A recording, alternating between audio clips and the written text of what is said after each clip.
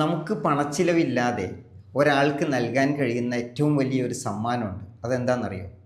പരിഗണന അഥവാ കൺസിഡറേഷൻ. നമുക്കൊരാളോടുള്ള സ്നേഹം പ്രകടിപ്പിക്കാനുള്ള ഏറ്റവും നല്ല മാർഗമാണ് നാം അയാളെ പരിഗണിക്കുക എന്നത്.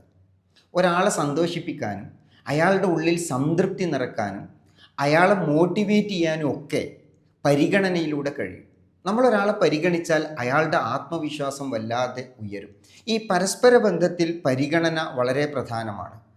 ബന്ധങ്ങൾ ശക്തിപ്പെടുക, പരസ്പര വിശ്വാസം വർദ്ധിക്കുക, നല്ല ആശയവിനിമയം സാധ്യമാവുക, അകലങ്ങൾ കുറക്കുക, അതുപോലെ കോൺഫ്ലിക്റ്റ്, പലതരത്തിലുള്ള സംഘർഷങ്ങളും അഭിപ്രായ ഭിന്നതകളുമൊക്കെ ലഘൂകരിക്കുക, ഇൻറ്റിമസി, ആത്മബന്ധം ശക്തിപ്പെടുത്തുക തുടങ്ങി ഒരുപാട് ഗുണങ്ങൾ പരിഗണനയിലൂടെ സാധ്യമാകുന്നതാണ്.